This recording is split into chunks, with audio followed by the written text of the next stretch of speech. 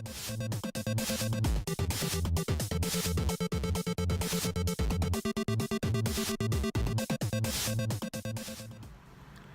everybody, my name is Alex Merced from alexmerced.com. And in this video I want to talk about how you create Bitcoin. Now, as I mentioned in the original video, these are decentralized. You can't manipulate the supply. You can't counterfeit Bitcoin or Litecoin or whatever. But there is a way you can create them. The original Bitcoin software was created as sort of model gold, in the sense where you have to work, you have to make an investment to create new gold by buying the equipment to mine, and then going into a mine and mining gold. Same thing with Bitcoin. Except mining means taking computer power and having a computer do what's called proof of work. So a lot of different cryptocurrencies use what's called proof of work. All proof of work means is that when you're setting your computer to mine, your computer is making a guess out of some cryptographic password. So essentially imagine there was like a box with a lock with a bunch of random numbers, and you just kept trying different random numbers until you crack the lock.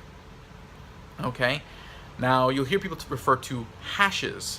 Hashes just means the number of guesses. So when they say this many hashes per second or this many hashes per millisecond, they're just saying that this computer, this mining pool, this group of people who are mining can guess this many times per second.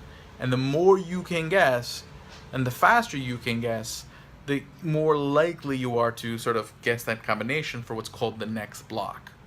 Okay? And each block is really how the Bitcoin network keeps track of transactions. So from a miner's perspective, they just want to guess that number because they want to get Bitcoin. Whenever you unlock a block, you get Bitcoin as a reward. But on top of that, when you create that block, what you're doing is you're entering all the transactions that have happened since the last block into the Bitcoin network, so that way it knows who's sending who money. So all these Bitcoin miners, what they're doing is they're helping keep track of transactions, but they're rewarded in Bitcoin. Okay, now that's proof of work. Now proof of work is the same thing that Litecoin uses and a lot of other cryptocurrencies use, and there's different algorithms that are used that make it harder for certain computers to basically mine. Okay, so the original one, which Bitcoin used, was SHA-256, SHA-256. Then Litecoin uses what's called Scrypt, which was meant to be a little bit easier so weaker computers could get involved, and it didn't just leave it to people with big giant computer farms.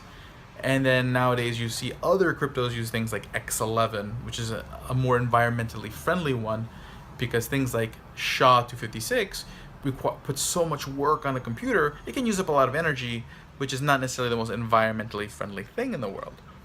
So that's one way that you can create new coins. So in Bitcoin, you mine. Litecoin, you mine.